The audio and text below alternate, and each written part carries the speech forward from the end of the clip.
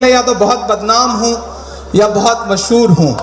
चार मिसरे पढ़ता हूं साहब, पूरे देश का मंजर आपकी आंखों के सामने है। मैं चार मिसरे पढ़ता हूं कि और कितना हमें बर्बाद करोगे साहिब। साहिब आप पहुंच जाएंगे वहां तक, मैं नाम नहीं लूंगा, नहीं आप जान जाएंगे कि मैं आदरणीय नरेंद्र मोदी जी की बात कर रहा हूं।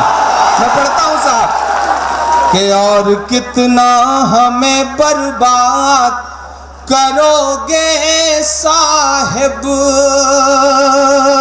क्या सितम और नया ईजाद करोगे साहिब, क्या सितम और नया ईजाद करोगे साहिब।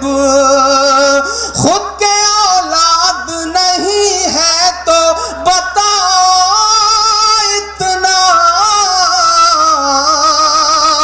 कितनी माँ को बे औलाद करोगे साहिब, करोगे साहिब। कितनी माँ को बे औलाद करोगे साहिब, करोगे साहिब। चार मिसरे और पढ़ता हूं साहब, बस थोड़ा सा आप पे ठंड का असर हुआ है, लेकिन मैं इंशाल्लाह उम्मीद कर रहा हूं कि थोड़ी देर में आपके अंदर जोश आ जाएगा, जुनून आ जाएगा। मैं चार मिसरे और पढ़ता हूं साहब। अच्छा, एक झटके में इस देश की 86% करेंसी के लिए साहब नमूदार होते हैं टीवी चैनल्स पर 8 बजे के आसपास और कहते हैं रद्दी का टुकड़ा है।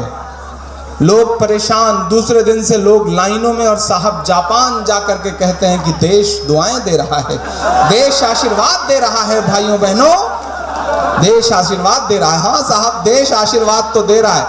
आशीर्वाद की बहुत सारी वीडियो सोशल मीडिया पे टहल रही हैं, तैर रही हैं। हमारे भी कान में आशीर्वाद की वीडियोस आई हैं साहब। एक बार आप भी सुन लीजिए तो समझ में आ जाए कि देश कितनी दुआएं दे रहा है। देश वाकई दुआएं दे रहा है। नोटबंदी कर दी गई साहब। कतारों का आलम यह है अनवर भाई कि गांव में एक आदमी लाइन में खड़ा था, तो पड़ोस में गुजर रहे एक दोस्त ने उससे कहा कि क्यों भाई, बैंक तो शहर में है, यहाँ क्या कर रहे हो? उसने कहा कि बैंक शहर में ही है, लाइन शहर से गांव तक आ गई है, मैं उसी लाइन में खड़ा हुआ हूं। एक आदमी ने दरवाजा खटखटाया, अंदर से बच्चे ने झांक के कहा कि मम्मी कोई दाढ़ी वाले बाबा आए हैं। तो माँ ने कहा कि गौर से देखो, तुम्हारे पिताजी होंगे 6 दिन पहले नोट बदलवाने गए थे, लाइन में लगे थे, आज लौट करके आए। ये आलम हो गया है। लेकिन साहब, अगर आपने अच्छा फैसला किया होता, आपकी मंशा अच्छी होती, तो हम आपके साथ खड़े होते। लेकिन आपकी मंशा कहीं से भी अच्छी नहीं है। पिछले जो कुछ दिन गुजरे हैं उसमें 1,24,000 करोड़ रुपए के कारोबार का नुकसान हुआ है देश का, और आप कह रहे हैं कि आप देश हित में सब कुछ कर रहे हैं। देश हित का ठेका सिर्फ अवाम ने ले रखा है। आप गोवा से लेकर के, कर्नाटक से लेकर के महाराष्ट्र तक के 3 भाषण में 3 घंटे में 3 कपड़ा बदलेंगे। पिछले 2.5 साल में 70 करोड़ रुपए का कपड़ा पहनेंगे, और आप कहेंगे कि देश हित का ठेका अवाम ले? नहीं साहब। मैं 4 मिसरे पढ़ता हूं और आपसे दुआएं मांगता हूं कि कौन कहता है कि दिल में वतन नहीं रखते, कौन कहता है कि दिल में वतन नहीं रखते, तुम्हारी तरह से नफरत का मन नहीं रखते, नोटबंदी से डराओ ना हमें, हम वो हैं। अगला मिसरा सच्चा लगे तो तालियों में बदल देना, पहुंचा देना दिल्ली तक इन मिसरों को। मैं पढ़ता हूं साहब।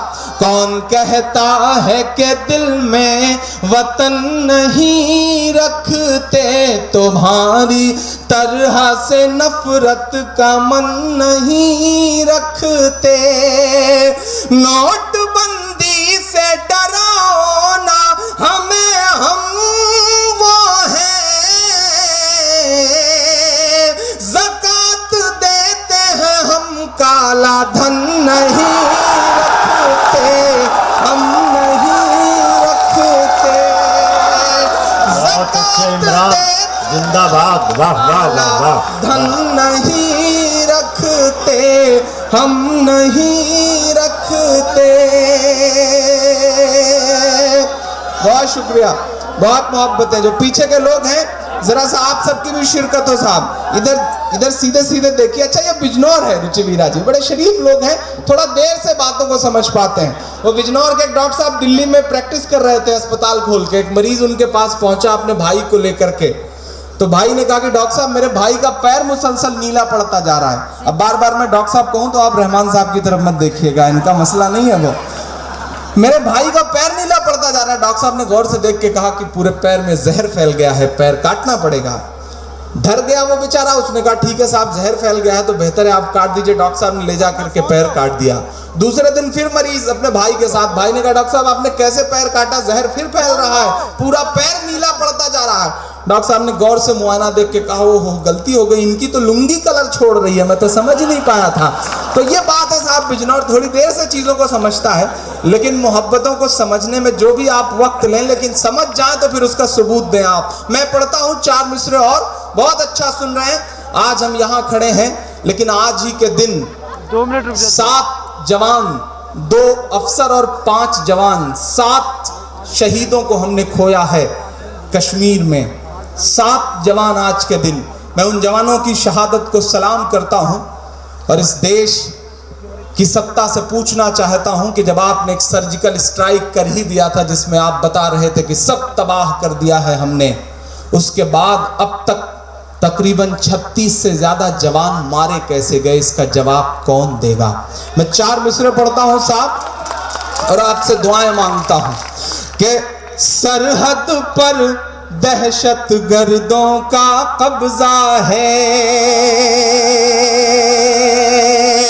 सरहद पर दहशत गर्दों का कब्जा है, मुल्क पे झूठे हमदर्दों का कब्जा है, मुल्क पे झूठे हमदर्दों का कब्जा है।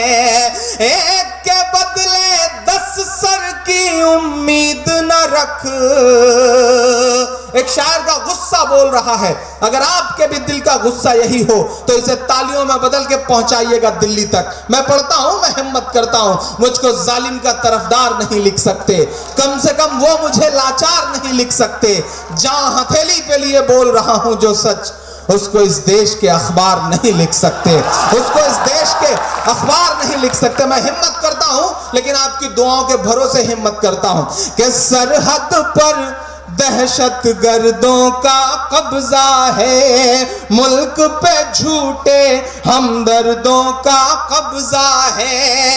एक के बदले 10 सर की उम्मीद न रख, देना मेरा साथ। एक के बदले 10 सर की उम्मीद न रख, दिल्ली तुझ पर नामर्दों का कब्जा है, दिल्ली तुझ पर नामर्दों का कब्जा है। मैं एक नज़्म पढ़ता हूं कि जालिम तानाशाह की देखो ये कैसी मनमानी है, जालिम तानाशाह की देखो ये कैसी मनमानी है, जालिम तानाशाह की देखो ये कैसी मनमानी है। कारोबार हुए हैं चौपट और बर्बाद किसानी है, कारोबार हुए हैं चौपट और बर्बाद किसानी है। लगता है उस शख्स ने हिटलर बन जाने की ठानी है। अगला मिसरा सच्चा हो तो मुहर लगा देना मेरी बात पे, बिल्कुल नई सी नज़्म सुना रहा हूं। लगता है उस शख्स ने हिटलर बन जाने की ठानी है, कोई बताए किस लाइन में खड़ा कोई अंबानी है, कोई बताए किस लाइन में खड़ा कोई अंबानी है, कोई बताए किस लाइन में खड़ा कोई अंबानी है। जालिम तानाशाह की देखो ये कैसी मनमानी है। मित्रों, काला धन आएगा कि नहीं आएगा? 15 लाख खाते में आएगा कि नहीं आएगा? जो कहते थे 100 दिन के अंदर काला धन लाएंगे, जो कहते थे 100 दिन के अंदर काला धन लाएंगे, काला धन ना ला पाए तो खुद फांसी चढ़ जाएंगे, काला धन ना ला पाए तो खुद फांसी चढ़ जाएंगे। 2.5 साल हुए हैं फिर भी जुमलेबाजी चालू है, 2.5 साल हुए हैं फिर भी जुमलेबाजी चालू है। और भक्तों को लगता है कि साहिब बड़ा दयालु है, और भक्तों को लगता है कि साहिब बड़ा दयालु है।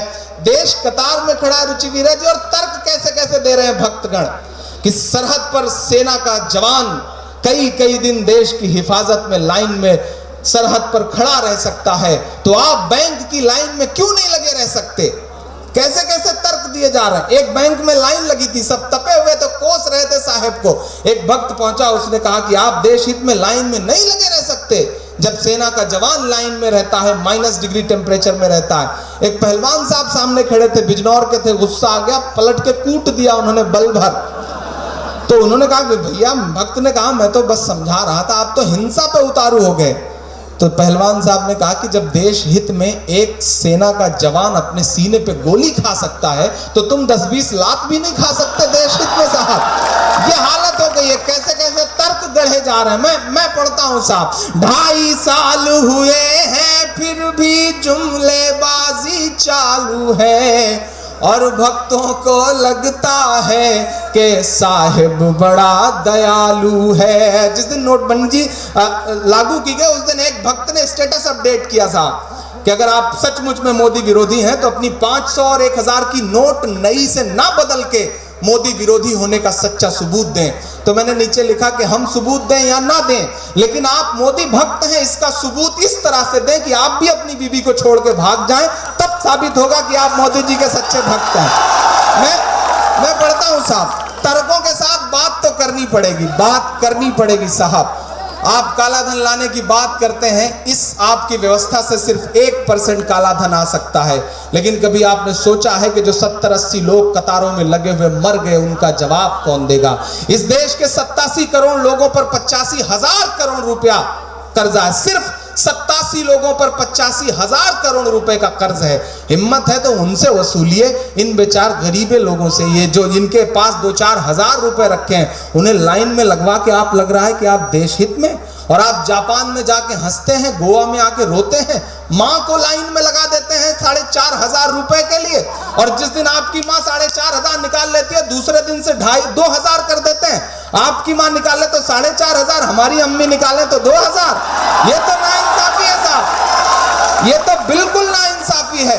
और मैं तो पूरी जिम्मेदारी के साथ एक बात कहता हूं कि फर्जी आंसू छलकाना पड़ जाए ये अमाल न कर, फर्जी आंसू छलकाना पड़ जाए ये अमाल न कर, पहले ही जज्बात नहीं है खुद को और कंगाल न कर। और वोट के नाम पे, नोट के नाम पे खूब सियासत कर, लेकिन माँ जैसे पाकीज़ा रिश्ते का तो इस्तेमाल न कर, माँ जैसे पाकीज़ा रिश्ते का तो इस्तेमाल न कर।